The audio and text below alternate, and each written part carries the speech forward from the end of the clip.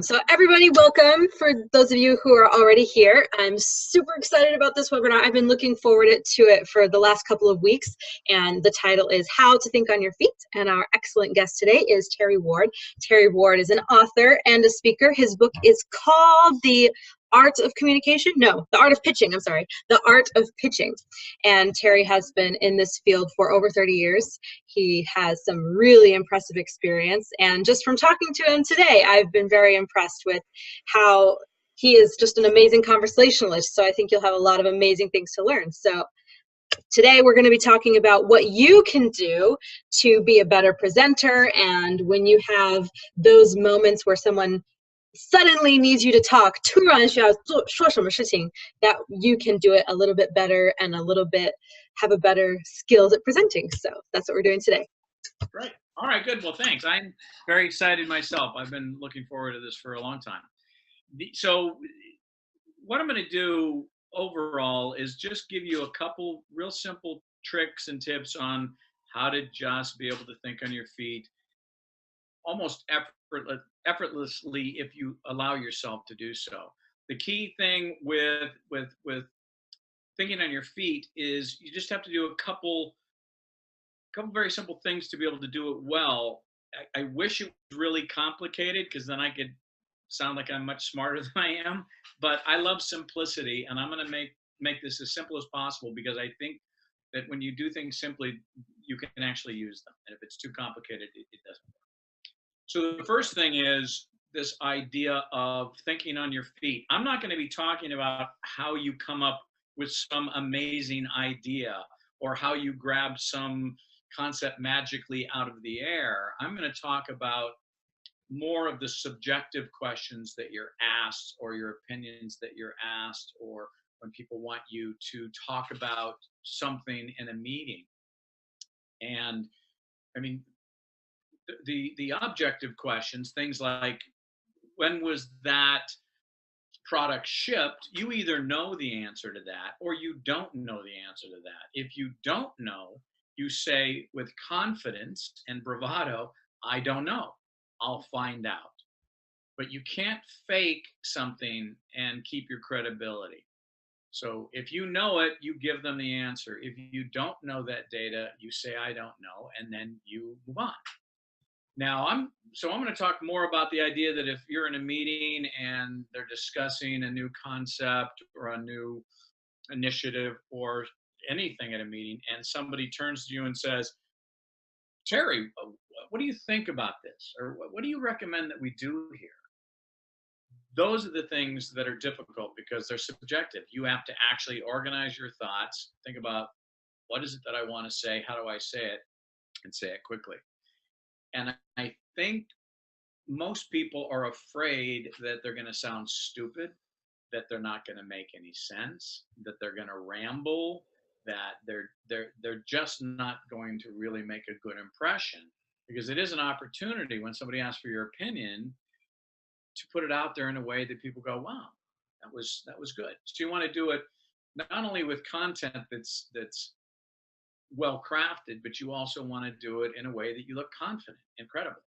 And so that's really what I want to talk about today. The idea, next slide. So this idea of thinking on your feet, being credible and having credibility, and also doing it in a confident way, because confident credibility is a nice way to come across. Real simply, I'm going to talk about content and how you organize content quickly and concisely. And then I'm going to talk about delivery skills. How do you deliver that in a way that has confidence? And I'll just give you a couple tips on both of those arenas. All right, next slide. Now, the most important thing in anything that we do, but especially around communications, is our state of mind. Because how you bring yourself to anything in life will determine your experience, the experience of the other person, and therefore the outcome of what that experience is about. So with communication, it's really important to have the right state of mind. Now, Michael Phelps, great Olympic swimmer, has a great state of mind. When he's on the blocks, ready to swim a heat in the Olympics, He's not questioning himself, thinking, "Oh, I should have done more laps. I wish I'd done more ab work. I wish I'd done more shoulder work." That's not where he goes. He's not questioning himself. We, on the other hand, when we have to present information or answer a question or put our thoughts together, there's little voices in our heads that aren't very nice. Like, am I making sense? I think I'm losing them. Oh, I think I'm rambling, or I don't know if I really understood the question. Those things are constantly coming up in our minds, and they will incapacitate you. They will make it impossible for you to actually think well because there's too much negativity, there's too much self criticism. It's very self conscious. So when Michael Phelps is on the blocks ready to swim a heat in the Olympics, he's not thinking anything. He may be just having a light in his head. I mean, very meditative place that he gets into. He's just swimming to win a gold medal. So when we're talking to people, it's really important to keep in mind what you're really doing. You're sharing information, but it's not just information, even if it's an idea or an opinion. You're sharing something valuable. So when you're presenting information, you got to remember, I'm not trying to be a great presenter. I'm not trying to impress people. I'm trying to add value. I'm trying to share something with people that will help them in some way, that will help their lives, that will save them time, that will make them better at what they're doing. Whatever it is, you got to remember that's the key thing. And when somebody asks you a question, what do you think about this, or what do you recommend we do here? They value your opinion, or they wouldn't ask it. So right there's value, and the value you bring is that you share your thought, you share your feeling, you share your recommendation, you share what you think people should do next, and that's the value. So that's all you're doing. You're not trying to impress people. You're not trying to come up with a great answer. You're just trying to share something valuable. So keep that in mind every time you're communicating to anyone, that you're just there almost giving them a gift of some sort. All right. So next slide. The next slide is going to say voices in your head, and that's what we have are these negative voices, and there's a list of different things that go on in my head.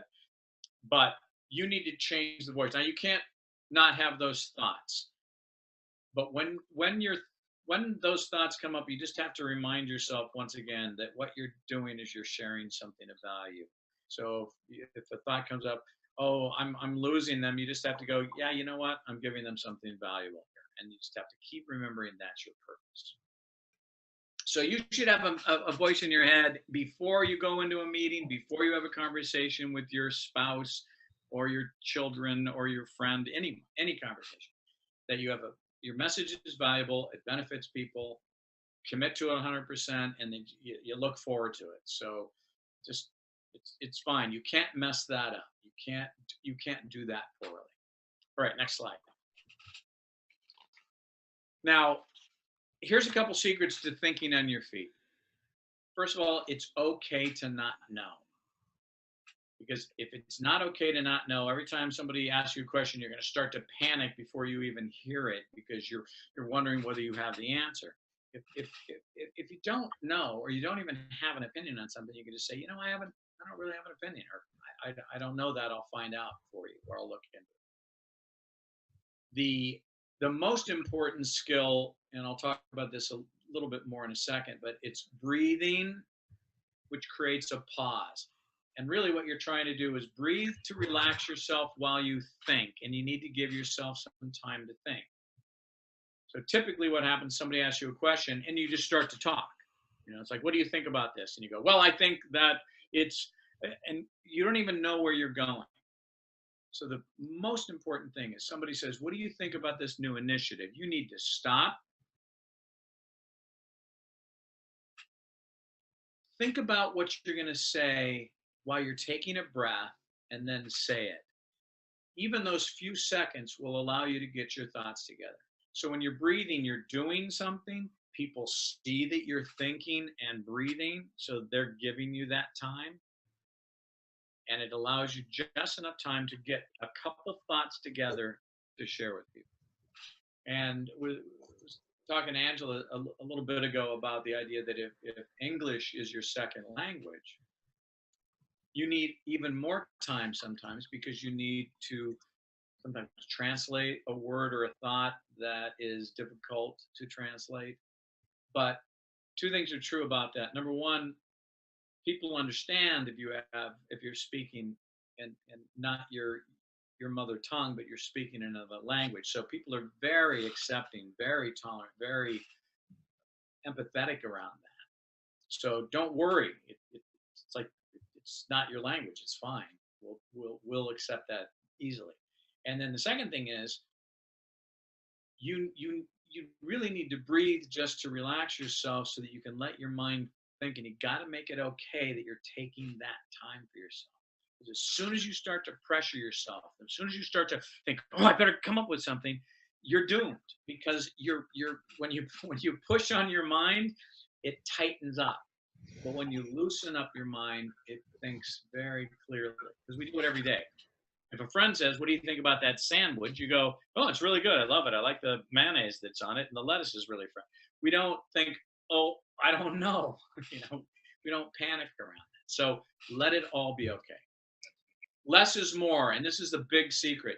Do not go on. And I'll show you a template in a second that you can use. But people aren't saying, tell me everything you know about this thing, this subject. They're just saying, what do you think about this? Or what do you recommend we do here? Or what are your thoughts on this?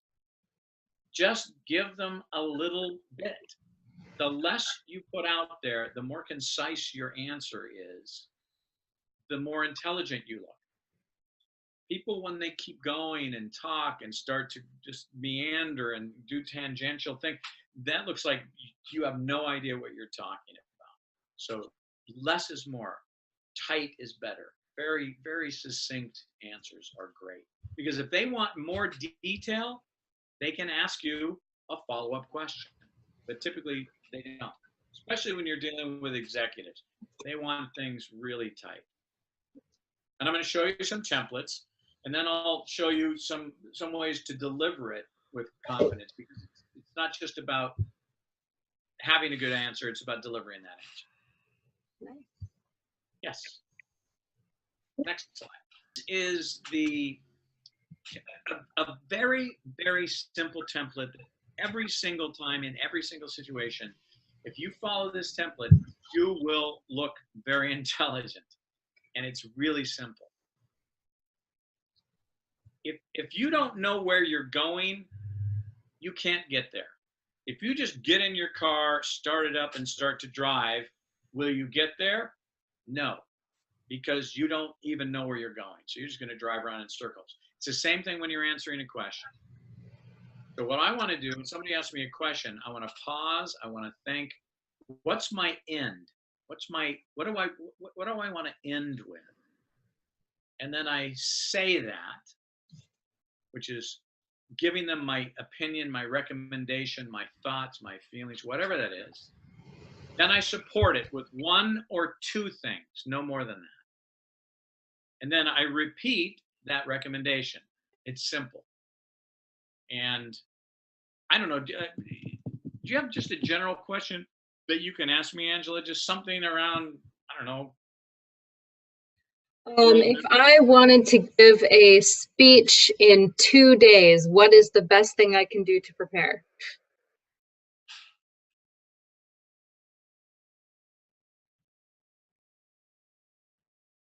I think the best thing for you, if I was going to narrow it down to one thing, would be to really know your opening and your closing really, really, really well. Because two reasons. Number one, your opening sets the tone for the entire message. It positions the way people are going to listen to it and how to listen to it. So it sets everything up. After you get in, it's easy to roll through the content. And then your closing is the last thing that people hear. So you want to make sure that they leave the meeting or the conversation or the presentation knowing exactly what you want them to do and the benefit to actually taking your information and moving forward. So that'd be it. Very good. It was like gave you the recommendation. I gave you 2 reasons that I thought that, and then I just brought it back. So you don't have Well, to. and I love that because there was a very obvious pause. And I know whenever someone asks me a question, I just try to jump in as fast as I possibly can. Right. And that's where the problem lies. And you could tell when I was pausing, I was just thinking. Now, don't pause like this. If somebody asks me, like you asked me the question, I go, and I look panicked, yeah, everybody's going to get uncomfortable. But if I stop, maybe nod my head as I'm thinking, maybe even do some hand motions, then I start to talk. Then people go, oh, you got your ideas together. You will be so succinct. Ask me one more, and then I'm going to ask you one. Okay.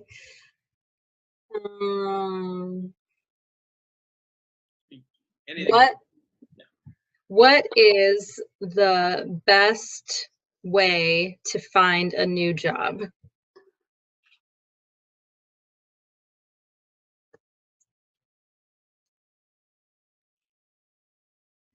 You know, I really don't know that.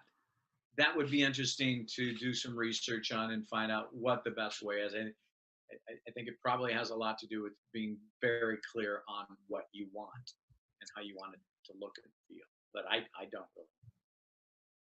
See, so in that case, I can say I don't know, and then give you a little maybe first hit thing, and then get back out again. But I'm not going to start to make up somehow that I know that, because I don't know. Now, ask me a feeling or recommendation kind of question, like what do you? It's like, what do you think about all the violence happening in the world or something? So give me one just feeling question, and I'll show you, because those are the hardest ones because they're subjective, and you can ask a really tough politically charged one. Okay, what do you think about the current push for political correct speech?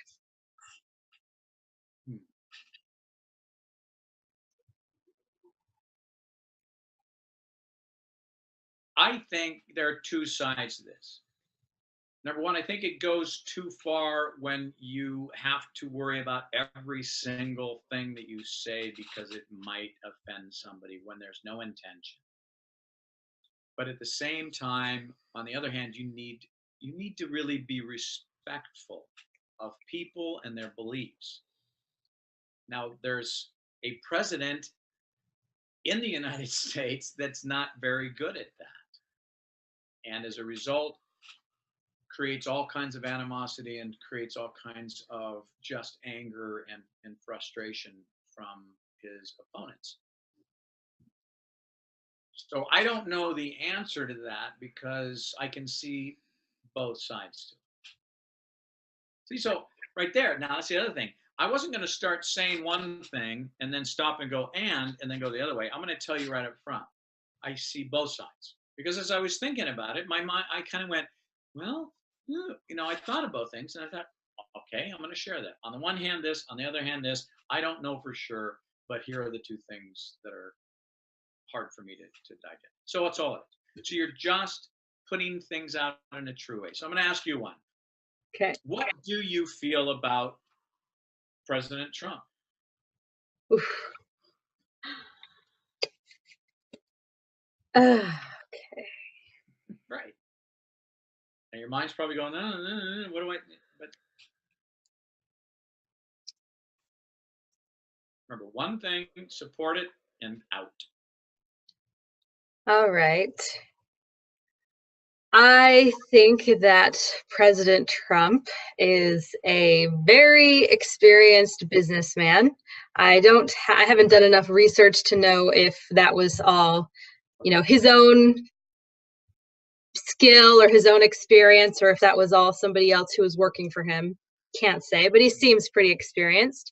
But I think that working in politics requires a little bit more, what's the word I want to say? People skills. And his people skills don't always come up to the level of what we usually expect for a politician. So I don't think he's doing our country justice in representing us to the rest of the world. But now, he's the, yeah, maybe that wasn't a very good. right. Well, what happened is, as you can see, and as everyone's listening to this, really your conclusion was, I don't think he represents America in the way that really speaks about who we are. And the reason I say that is, number one, he may be a good businessman, but I don't think. And then number two, he says things that, so while I think he's smart, I think he's not, like, so and a lot of times what happens is you didn't trust that, like, what is it that I want to say? Boom. And then you say it and then you back it up. So Okay. it's hard. That's why you want to practice this with friends and family, everyone, friends and family. Somebody says, how's that hamburger? Don't just go, just think, it's fantastic. And the reason I say it's fantastic is, number one, the meat is very juicy and I love the avocado. So I'd have to give it a big hurrah for that. That's all it is. And people ask us questions all day long. We don't think about it, but give it, what do you think about that movie? I thought it was fantastic. I love this and I love that. So I think I'd recommend that you go, so that's it.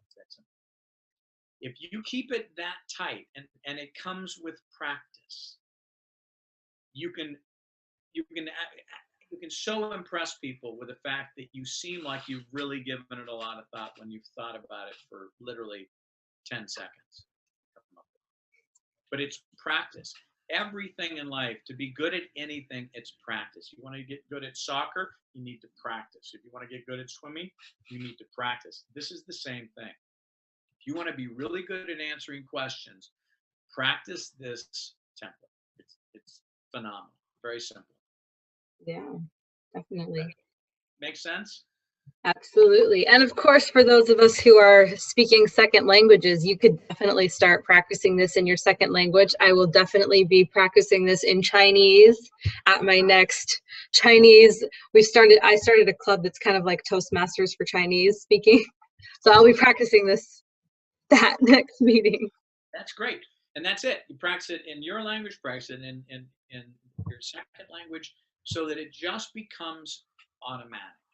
And I'm telling you, it doesn't take that long if you do practice it. And you can ask yourself questions. You can be driving in the car and go, what do I think about that park over there? And you go, I don't like it. I don't think there are enough trees, and I think that it's kind of filthy. So I wouldn't go there. It's so easy to do. How do I like my meal? How do I like my shirt? Ask yourself questions. It's the subjective questions that throw us off. Like when I asked you about Trump, it was like, there's all these things going in your head that what not to say. Right? And also with politically charged questions, what you did automatically is go for the positive. I think he's a really interesting gentleman, but I don't like it, and then I don't like the way he represents us in the reasons. All right. Question would be, what if you don't? So you need your opinion, and well, I guess you did already answer that. I was gonna say, what if I don't know what to say? What if I don't have an opinion? But I guess, like you said, you just say, I don't know. Yeah, and in this case, if somebody says, what do you think about them? You can go, you know what? I haven't really formed an opinion yet. I'm still kind of being observant and exploring it, so I don't have one. Or in a politically charged one, you can just simply say, you know what? Politics is so charged right now, I don't feel comfortable talking about it in this setting. But thank you for asking. It's like it's got to be okay. It's like it's okay, that I don't, or it's okay that I don't have it. Now you can also say I don't have an opinion. Some friends were talking the other night, and this one friend said this, so that might be something that's out, but I don't have an opinion. That's okay. There you go. Because that's the thing that kills you. You think you have to say something, and then you say stupid things. Right. And then you stuff up, and then you try to sound like you know, and you don't know. So don't do it. Don't do it. There you go. All right. Next slide. So when you do have a good answer, the key thing is you just need to get more and more comfortable with this idea of breathing. I used to read out loud, and every time I got to a period in a sentence, I would stop, take a nice deep breath, and then say the next sentence, because I wanted to teach myself to breathe, just to take deep breaths, because we don't. None of us do. Especially when we're nervous, we start to take shallow breathing, and then it messes you up. And these ideas of filler words. What in the States, it's you know, like, what are some filler sounds that you use in the Chinese language? Do you know? Yeah, one is like nigga, nigga, nigga. Really? All right. Which is really funny because it sounds like a really, really inappropriate word in English. Right, or a gangster word, right? That's interesting. So yeah, every culture has their own. Yeah. The thing to do with that is, if you can eliminate those, you sound unbelievably clear and unbelievably confident in what you're saying. Because if you said to me, "What do you think about this new initiative?" and I went, well, you know, I think it's like, oh my gosh, what do you? It's like you're killing me. So instead of, I just stop and say, you know, I think it's very important that, you know, it's just take your time. Don't just throw out sounds while you're thinking, because it just looks like you don't know what you're talking about. And you can be talking about something you're an expert in, but if you have a lot of ums and ahs and you knows and nigga, whatever that is, you will sound like you're absolutely not organized, or you don't know what you're talking. Don't kill you. So get a friend, a family member, somebody that you really trust, and have them listen to you for 2 days. And every time you say any filler word that's not really a word that you're saying, it's just you're using it to think, and they need to go, oh, there's one. Oh, there's, right in the moment. That's why you don't do it in business. You do it in social situations. Because the only reason we say ums and ahs and you knows is we're thinking. And it's good to think, but you don't want to say something that just kind of clutters up the words that you really want to use. Awesome. Yeah, I definitely appreciate that. And then next slide. This is the only other real skill that's really key. When you're talking with people, now in China, is looking directly at someone disrespectful or respectful? No, it's okay. It's respectful, I think. Unless I misunderstood Chinese culture my entire time there, it seems okay to me. Right. Some Pacific Rim, whatever country you're in, you respect their cultural norms. And well, let's assume that we're talking about what's appropriate in the U.S., because a lot of our listeners are looking for how to be a better communicator with people in the United States anyway. So in the United States, eye connection just says confidence. And what happens is, when we're one-on-one, we're usually pretty good. If you ask me a question, I look at you and I give you my response. I don't stare at you. I might look away at something on the table, but I will continually talk with you. When we get in a group setting, what happens typically is somebody asks me a question, but there's a lot of people, or if you're presenting. And so what I do is I try to look at everybody, because I was told that I should look at people when I talk. But what happens is my eyes are darting around and I'm kind of all over the place. And so I look nervous, I look scattered, I look shifty. All these things work against me. And what we do naturally every day, which is look at one person when we talk to them, we don't take advantage of that. And so our recommendation is, there's been studies to show that in group settings, anything less than 3 seconds is darting. Nobody feels a connection if it's less than 3 seconds. More than 6 seconds is creepy. So don't do that, right? It makes people uncomfortable because it looks like you're staring at them. So you can't time yourself, but what we found is it usually takes 3 or 4 seconds to finish a sentence, right? Then I look at somebody else and I give them a full sentence.